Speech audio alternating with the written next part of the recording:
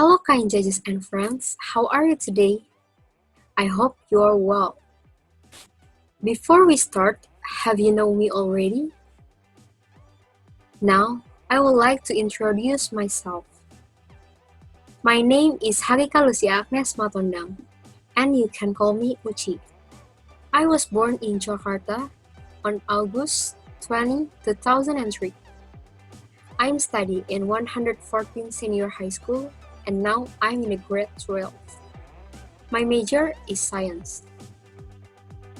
So, before we start, I want to show you a picture. Yeah, this is the picture. This picture is related to our topic today. This picture is about financial decline.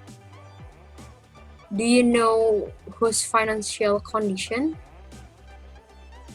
Yes, that is between Indonesia and China. So, what do you think about it? Do you think this is because of ordinary things or because of something that has never happened? So today, I want to argue about the impacts of COVID-19 on the decline in state income of Indonesia and China in March 2020. And my topic is, can the COVID-19 in Indonesia and China cause state income degradation? I have organized my talk in 3 parts. First, I will talk about export-import activities are decreasing, and then I will explain about tourism activities has been postponed. And the last one is about cooperation project between Indonesia and China has been postponed. Oh yeah, if you have any questions, please wait until the end of my talk, okay? Are you ready? Let's get started. In February 2020, the World Health Organization said that the coronavirus, or we can say COVID-19, is a virus that found in Wuhan, China in December 2019. COVID-19 can cause acute respiratory infections for humans. Affected can range from children to the elderly. So, from these words, we can say that this virus is dangerous and have an impact in various aspects. One of them is state income. So today we are going to argue this. We go to the first main point. The first point is export-import activities are decreasing. There are 4 points. The first one is percentage of export-import before and during COVID-19 in Indonesia. The second point is the percentage of export-import before and during COVID-19 in China. The third, things are allowed to export from Indonesia to China in March 2020. And the last point is things are allowed to export from China to Indonesia in March 2020. Export-import means one sells of goods abroad and another is purchases of goods from abroad. In this point, I will explain about the percentage of export-import before and during COVID-19 in Indonesia and China. The top box is for Indonesia and the bottom box is for China. For export, in December 2019, it reached $167,683. And then in March 2020, it just reached $90,090. Let's take a look for import. In December 2019, it reached $171,200 $75.7 US. And then we can see in March 2020, it just reached $81,367.5 US. Let's go to the bottom box. The export in December 2019, it reached $20.1 billion US. And then in March 2020, it just reached $15.3 billion US. We can see for import, in December 2019, it reached $3.5 billion US. And then in March 2020, it just reached $2.76 billion US. So from this box, we can see that there has been a decrease in state income between Indonesia and China in the export-import activities. Next,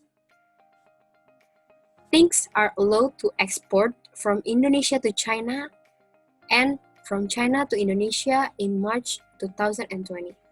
So, Indonesia and China's government made a decision to limit goods to be imported. Things are allowed to export from Indonesia to China are fruits, vegetables, herbs and spices. And then for things are allowed to export from China to Indonesia in March 2020 are mechanical equipment, textile fabrics, and medicines. Let's go to the second main point. So, tourism is the activity of a person who travels. In this part, there are 4 points that I will explain about tourism activities has been postponed. The first one is percentage of tourism activities before and during COVID-19 in Indonesia. The second, percentage of tourism activities before and during COVID-19 in China. The third, several locations that were closed during COVID-19 in the capital city of Indonesia, in Jakarta. And the last, several locations that were closed during COVID-19 in the capital city of China, in Beijing. Next, this is the percentage of tourism activities before and during COVID-19 in Indonesia and China. The middle box is for Indonesia and the right box is for China. So in December 2019, there are 16.11 million tourists that come to Indonesia. And then in March 2020, it just reached 470.9 thousand tourists. Let's look at for the China. In December 2019, it reached 20 million tourists that come to China. And then for March 2020, it just reached 16 million tourists. Next, this is several locations that were closed during COVID-19 in the capital city of Indonesia and China. In Jakarta, Monas and Taman Marga Satwa Ragunan were closed. And then in China, the Great Wall of China and the city of Ergubei were closed. For the last point, cooperation project between Indonesia and China has been postponed. The first one is infrastructure China in Indonesia. So China and Indonesia made a bilateral work. China infrastructure a fast train in Indonesia. But because of this pandemic, the infrastructure was postponed. And then flights between Indonesia and China. In this pandemic, the government said we cannot go abroad because it will make a percentage of COVID-19 is higher than before. Okay, Next, in brief, there are three impacts of COVID-19, especially to cooperation Indonesia-China. Export-import activities are decreasing, tourism has been postponed to visit each other country, and the cooperation project between Indonesia and China has been postponed. Okay, I will close this presentation with a quote by unknown person. He said, "Sometimes there is no better way. Sometimes there's just the hard way, and it must be done." So, don't give up in every situation. Thank you so much for your attention. If you have any questions, you can comment in the comment box. Thank you.